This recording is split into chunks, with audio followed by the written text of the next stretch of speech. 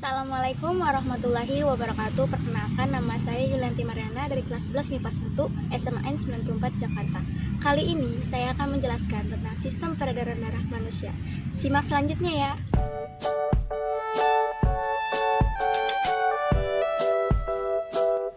Sistem peredaran darah pada manusia. Sistem peredaran darah manusia berfungsi untuk mengedarkan zat makanan ke seluruh tubuh.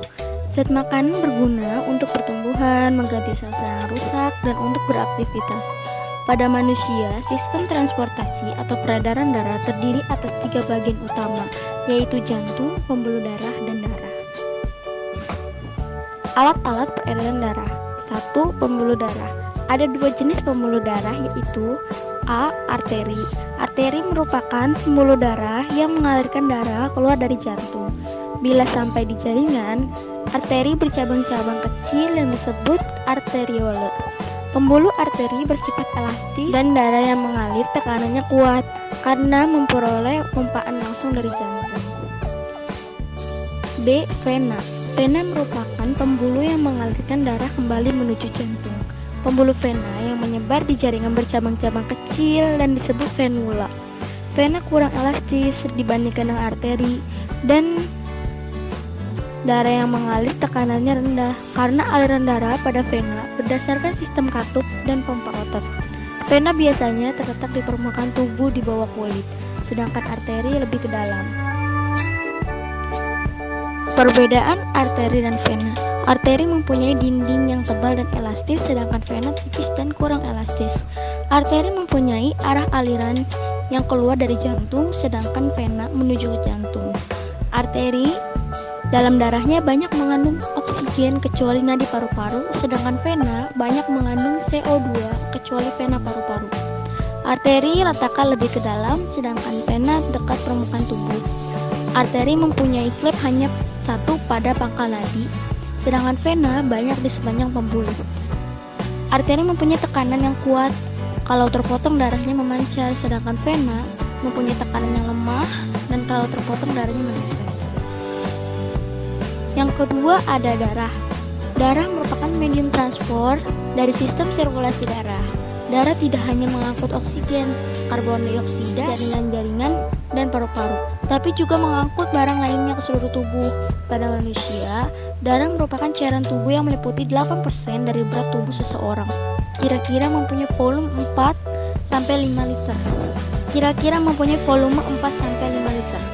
Fungsi darah: 1. Sebagai alat mengangkut sari makanan dan O2 ke seluruh tubuh dan sisa-sisa metabolisme ke alat ekskresi.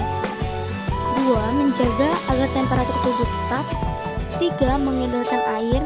Selain mengedarkan sari makanan, juga air yang berfungsi untuk reaksi enzimatis atau menjaga tekanan osmosis tubuh. 4. Mengedarkan getah bening. 5. Menghindarkan tubuh dari infeksi atau membentuk antibodi berupa sel darah putih dan sel darah pembeku. 6. Menjaga kestabilan suhu tubuh.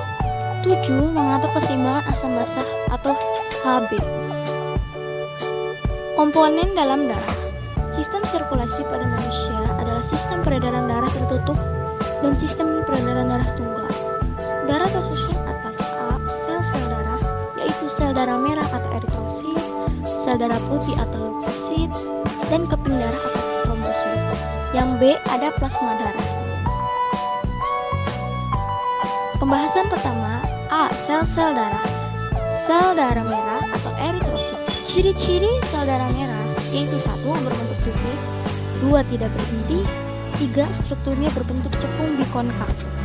Fungsinya untuk mengikat oksigen dan karbon dioksida serta mengedarkannya ke seluruh tubuh. Di eritrosit terdapat hemoglobin atau Hb dan darahnya berwarna merah. Yang kedua ada sel darah putih atau leukosit. Ciri-ciri sel darah putih atau leukosit yaitu 1. Berbentuk tidak tetap, 2. Berinti, 3. Tidak berwarna. Sel darah putih sifatnya amoeboid atau dapat bergerak. Fungsinya untuk membunuh kuman dan penyakit. Sel darah putih dibagi menjadi 5, yaitu neutrofil, eosinofil, basofil, monosit, limfofil. Yang ketiga ada keping darah atau trombosit. Ciri-ciri keping darah atau trombosit yaitu 1. Berbentuk tidak teratur, 2. Tidak berhenti, 3. Ukurannya lebih kecil. Fungsinya untuk membantu pembekuan darah. Skema pecahnya trombosit bisa dilihat di dalam gambar sebelah kiri ya. Perbedaan ciri sel-sel darah dilihat dari aspek inti sel, eritrosit tidak punya, leukosit punya, trombosit tidak punya. Dilihat dari aspek hemoglobin, eritrosit mempunyai, leukosit tidak punya, trombosit tidak punya. Dilihat dari aspek jumlah, eritrosit mempunyai jumlah 4-5 juta, leukosit 6-9 ribu, trombosit 200-400 ribu. Dilihat dari aspek bentuk, eritrosit berbentuk T konkav, sedangkan leukosit bervariasi dapat berubah-ubah, trombosit tidak beraturan. Dan dilihat dari aspek waktu hidup, eritrosit hidup selama 120 hari, leukosit 100-300 hari, dan trombosit sampai 8 hari. Dilihat dari aspek fungsi, eritrosit berfungsi sebagai alat angkut oksigen, sedangkan leukosit kekebalan tubuh, trombosit pembekuan darah. B. Plasma darah. Plasma darah adalah darah yang berupa cairan jernih kekuning-kuningan. Plasma darah mengandung 90% air, 8,5% protein yaitu fibrinogen, globulin, albumin dan sisanya glukosa, lemak, enzim, garam mineral yaitu natrium, kalium, dan kalsium. Yang ketiga ada jantung. Cara kerja jantung yaitu jantung bergerak mengembang dan menguncur. Saat rongga jantung mengembang, darah mengalir mengisi rongga jantung. Tekanan pada saat otot jantung berkontraksi disebut sistol, sedangkan saat otot jantung relaksasi disebut diastol. Sistem peredaran darah berdasarkan arah alirannya. Peredaran darah manusia dibagi menjadi dua, yaitu A. Peredaran darah besar. Peredaran darah dari jantung ke seluruh bagian tubuh kemudian kembali lagi ke jantung. B. Peredaran darah kecil. Jalur peredaran darah kecil lebih pendek daripada peredaran darah besar. Darah dari jantung atau bilik kanan mengalir ke paru-paru dan kembali ke jantung. Skemanya dapat dilihat pada gambar di sebelah kanan. Pembahasan terakhir tentang gangguan pada sistem peredaran darah. Yang pertama, anemia. Anemia adalah penyakit kekurangan sel darah merah. Penyebabnya adalah A. Kekurangan zat besi atau vitamin B12. B. Ada gangguan di sumsum tulang. C. Ada kelainan pada sel darah merah. Para penderita anemia yang parah, pengobatan dilakukan dengan transfusi darah dan pemberian obat-obatan. 2. Leukemia. Leukemia atau kanker darah adalah penyakit kelebihan produksi sel darah putih. Yang ketiga, hipertensi. Jika tekanan darah seseorang melewati tekanan normal, yaitu 120/80 mmHg, maka ia menderita tekanan darah tinggi atau hipertensi. Hipertensi disebabkan oleh faktor keturunan, kurang berolahraga, atau kelebihan berat badan, obesitas.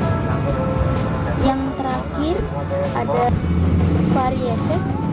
Varieses merupakan penyakit pelebaran pembuluh darah, biasanya di tangan atau kaki. Sekian penjelasan dari saya, semoga bermanfaat untuk kalian. Dan jangan lupa like, comment, and subscribe channel saya. Terima kasih. Wassalamualaikum warahmatullahi wabarakatuh.